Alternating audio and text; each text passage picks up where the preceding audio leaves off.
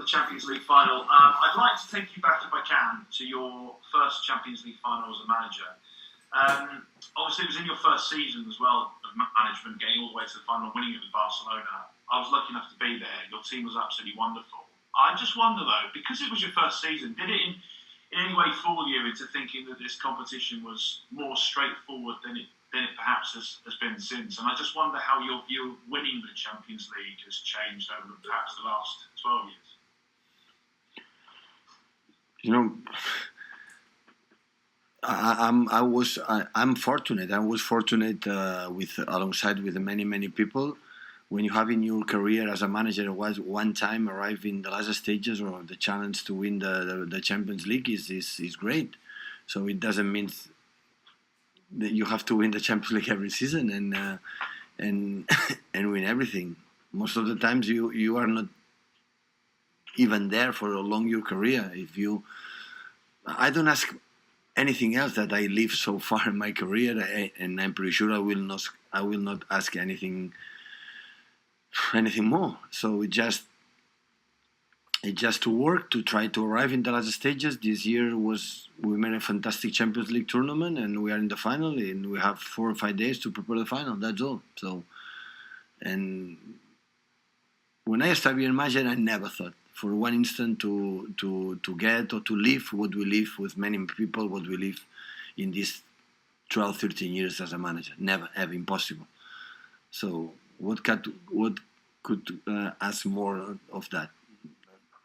No, I wouldn't do it.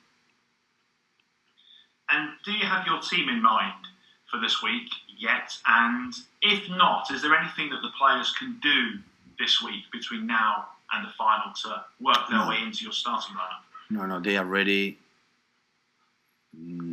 I know how good they are, all of them, and I'm not going to change for 1 or 2 training sessions. They're going to convince me. So I know them, most of them, for many years. So no, I have an idea, but still the start 11 still is not done, not yet. Next we go to Rob Dawson. Hi, all the way back at the start of the season, you said you had a special feeling about this season's Champions League. Obviously, you've been proved right because you've got all the way to the final. I just wondered, what was it all the way back at the start of the season that made you feel that this season's competition was or could be special? No, I never thought, Rob, in the beginning of the season that this was the season to get the final of the Champions League. I never approached this competition in the beginning, since I started in Barcelona, do it because, listen, we are quite similar teams that we were in the past when we were out. The margins are little details, and this year was fell down on our side, and when the many years or a few years ago was the opposite. So no change much. So now we were. Yeah, quite satisfied to get the final, but we know that if you don't have a huge desire to win it, a huge desire to know exactly what you have to do the best of us, it will not be possible to win the game and win the Champions League. Thank you, Rob. Next we go to Andy Hampson. Hello there. Since they reached the final, in the last few weeks, Chelsea seem to have gone off the boil a bit. They've lost 3 of the last 4 games. Do you think that's significant at all? Congratulations for Chelsea. Well, their form wouldn't seem to be great going into this game. Do you think that's something that's to your advantage? Different competitions. Congratulations. New game. We're going to see what happens. Okay, Andy, thank you. We'll next go to Guillaume Balaguer. Hi, Pep. It's well known that you've got a close friendship with Tuchel. The first time you met, I think it was about 6 years ago in Munich. And from what I hear, your assistants were saying, why are you telling him so much stuff? Because every time you play against him, they were getting closer and closer to you.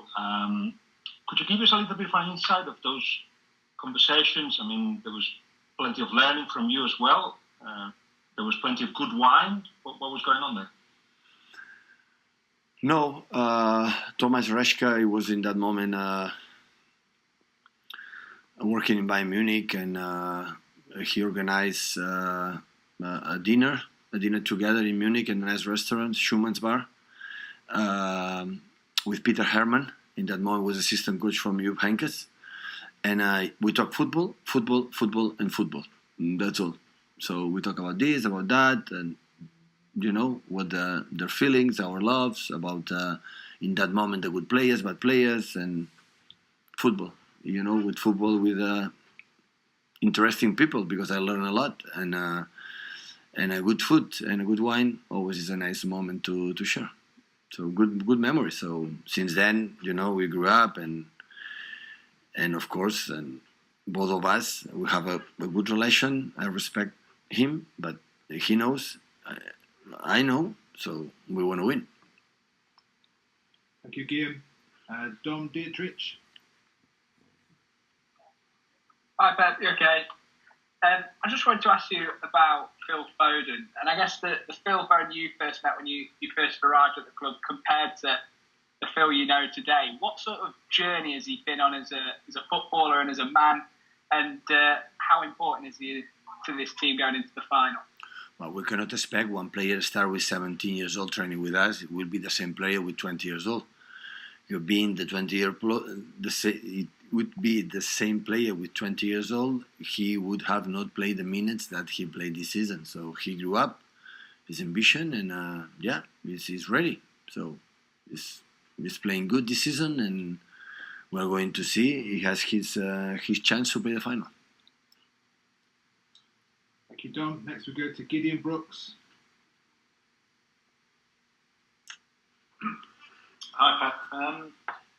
Two recent defeats to Chelsea, has that given you problems to solve and ideas to work on, or something to worry about? Chelsea create problems, all the teams. We have to do how many problems we create them. Difficult to stop them for the quality they have, for the setup. The team is wide in the sides and depth, and they are so close. The distances, the players in between, they are so closer, and they play really good in the pockets. They make incredible good in behinds. So create problems all the teams, not just us. So what do you have to do to create them? I said like before your call, congratulations, the 2 games they beat us.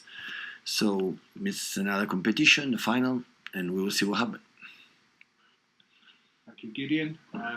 Dominic Farrell. Hi, Pep. When you were a player at Barcelona, you won for the first time Barcelona's first European Cup, but they'd lost European finals previously, and then you managed Barca when they had played more finals, won some, lost some. Is there a different feeling and a mood around City as a club who've never been to this stage before compared to the Barcelona you played for and managed? But when we won the 92 in Barcelona, football player, Barcelona lost before 2 or 3 times. Some were unlucky, some of them so unlucky. And sometimes you need time, but the important is the way we are going to approach the final. What do you have to do to win the game? So, and we are going to play to win the game. And then after the consequences on the results, on Sunday we analyze, and on Monday as well. And this only I'm concerned. I'm not thinking. Sometimes clubs need more finals to win the first one, and other clubs need just one shot to be the champion. So hopefully it will be the case. That's for sure. That if this club is new for many things, if for many reasons we are new for many things, is this club. So we are in this period. We live. We make back-to-back for the first time. We break a lot of records for first time and play the final, arrive the semi-final for the second time, arrive the final for the first time. So as a club, as an organization, we are not old in this case. But in terms of how excited we are and how delighted and satisfied and many things, nobody can beat us on that. Nobody. Thank you, Dom. Next we go to Arthur Quezada. Yes, hello, Pep. Are you listening to me? Yeah, perfectly. All right. Pep, we went to San Pedro to do some interviews about you and tracking your profile. And over there, we spoke to a friend of you, Augusti. And he told us a story that once in a football game at school, you broke your arm and you kept playing because you didn't want to lose. Do you remember this story? And does it show how competitive you still are in this sport? I don't remember. You don't remember? No. But Agustin don't lie. Must be true, but I don't remember. I remember we won the game. That's for sure. But I don't remember we break the arm and I could not play. Yeah, in that period, Arthur, you are young. In that period, in my little town when I was born, there is one option. It's just play on the street. So we didn't have mobile phones, machines, and. These kind of things that everybody use. We were lucky, we were fortunate. So all the time we were in the street. And I'm pretty sure we play football, not just football, basketball and all the games there. So that's why maybe it happened, but I don't remember. Okay, thank you, Arthur. And Jack Gordon? Hi, Pep. You talk about the small margins in these big European games. Obviously, the appointment of the referee caught quite a lot of attention when it got announced by UEFA. Given the history, have you spoken to him since that Liverpool match? No. Have you been in contact? No. Is it the sort of thing that you just can't allow yourself to worry about before the game, and you just got to hope that there's no drama? No, 1 second. I could not care less. But you've got confidence that I'm so confident. I'm so confident in my team. You cannot imagine how confident I am in my team and what we have to do. Okay, Jack, thank you. Kieran Kenny? Hi, Pep. You've been able to use the squads quite a bit since winning the league a couple of weeks ago, and that was similar to your two previous finals at Barcelona, where you won the league with a few weeks to spare and give more time to prepare for the final. Obviously, Chelsea, by contrast, have had to keep fighting until the final day. Is that an advantage in terms of your preparation for the final, that you've been able to focus on it? Will be advantage if we win, will be disadvantage if we lose. So I don't know, Kieran, right now. So it happened. So we are fortunate to win the Premier League 3 games ago, before the end. And the real preparation for the Champions League will be tomorrow day after Wednesday and Thursday. These 2 days we're going to prepare the final. So the last days we prepare the games, celebrate the Premier League all the time, good mood, no stress. Keep focusing, okay, Newcastle and Brighton and the other ones, and improve now for the last 3 games, the good things, the bad things we have done, and now Wednesday and Thursday I'm going to prepare specifically the final. Thank you, Kieran. Simon Evans? But just in terms of the defensive side of the game, you mentioned that Chelsea play very close together. And just from your defensive side, is it that area where they're playing sometimes Pulisic, Havertz, Mount in that sort of inside channel pockets there? Is that going to be the crucial area in terms of nullifying Chelsea, or is there somewhere else that you see as the biggest threat? No, maybe I explained not well. I said when they have the ball, it's difficult to control them for the fact that they are so close. The distances between the players in the middle, they are so close. Related to them, the two holding midfielders, they move perfectly between each other, and in the same time they make the pitch wide with the wingbacks and so deep with the movements for the burner.